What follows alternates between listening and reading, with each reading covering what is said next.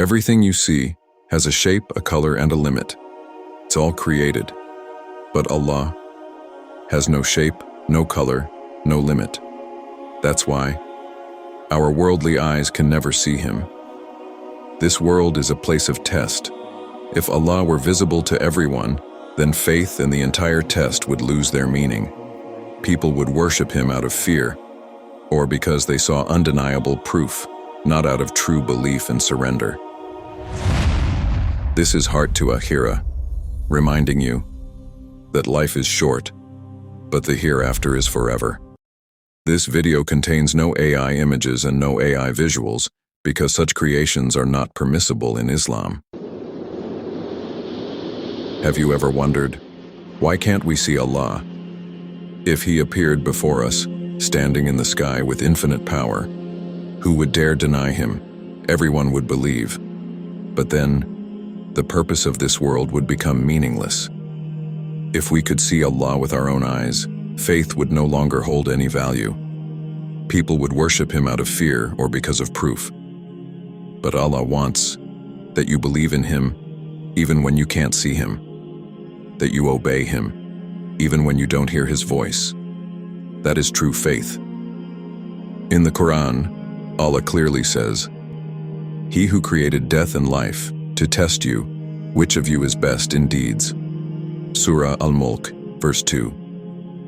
This world is not the place of results. It's a vast examination hall. And in this hall, we are tested through many trials, by wealth, by poverty, by sickness, and the greatest test of all, whether we forget Allah and worship others besides Him, or remain devoted to the one true God. This is the test, where the successful will enter paradise and the failures will lose everything. So remember, the world can be seen, but the hereafter must be felt. And that feeling is the proof of your Iman. First of all, Allah is infinite, while we are limited. Everything we see has form, color, and boundary, but Allah has none of these.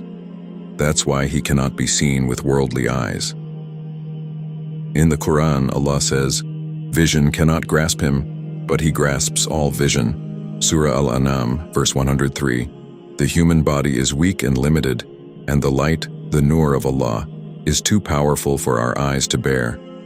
Allah's beloved prophet, Musa, peace be upon him, once stood upon Mount Tur and said, "My Lord, my heart longs to see you. Please let me see just a glimpse of you." The sky fell silent, the mountains trembled, for a human being had asked to behold the vision of his Creator. Allah replied, "O Musa, you cannot see me, but look at the mountain. If it remains firm, then you will see me." Musa looked, and at that very moment, Allah manifested just a single ray of His divine light upon the mountain. Instantly, the mountain crumbled into dust and Musa fell unconscious to the ground.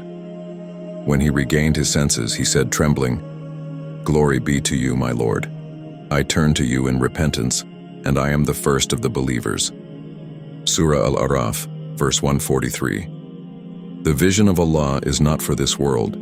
It is a special reward for the believers in Jannah. Our duty here is to live with faith, with good deeds, and with taqwa, so that one day, in paradise, we may be among those blessed to see the face of our Lord. May Allah grant us understanding, guide us to righteous deeds, and include us among His pious servants. Ameen.